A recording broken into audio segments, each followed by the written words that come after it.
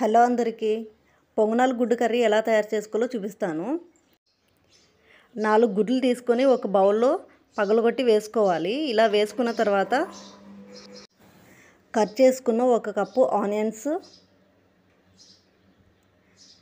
కొత్తిమీర, ఉప్పు, పచ్చిమిర్చి వేయాలి. జీలకర్ర కలుపుకుందాము. ఇలా కొద్దిగా కలుపుకున్న తర్వాత అందులోకి 1/2 టీ స్పూన్ పసుపు వేసి బాగా కలుపుకోవాలి.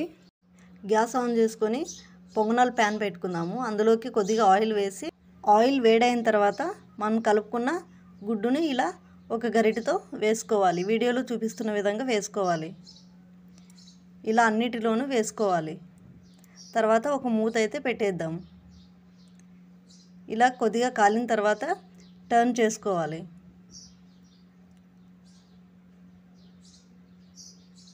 ఇలా ఒకవైపు కాల్చుకొని టర్న్ చేసుకోవాలి. మరోవైపు కూడా కాలిపోతుంది. ఇలా రెండో వైపు కాలిన తర్వాత ఒక ప్లేట్లోకి తీసుకుందాము. ఒక్కొక్కటిగా ఒక స్పూన్తో తీసుకోవాలి.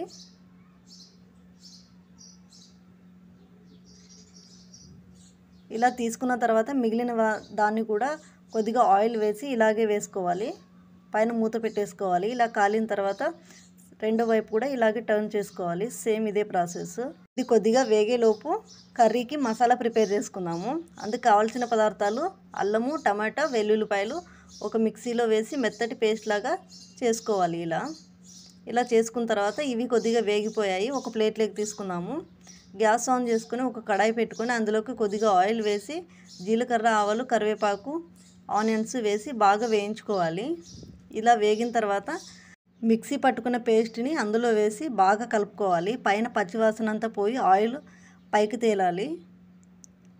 అలా తేలిన తర్వాత ఉప్పు, కారం, పసుపు, గరం మసాలా, జీలకర్ర పొడి వేసి తగినంత వేసి బాగా కలుపుకోవాలి.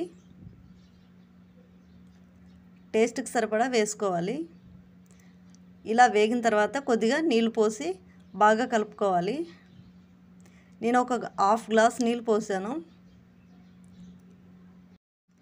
నీళ్ళు ఇలా బాగా ఉడికేటప్పుడు మనం చేసి పెట్టుకున్న గుడ్డు పొంగనాలను వేసి నిదానంగా కలుపుకోవాలి. తర్వాత కొత్తిమీర వేసి గ్యాస్ ఆఫ్ చేసుకోవాలి. కర్రీ అయితే రెడీ అయిపోయింది. మా వీడియోస్ మీకు నచ్చినట్లయితే లైక్ చేయండి, షేర్ చేయండి. Thank you for watching.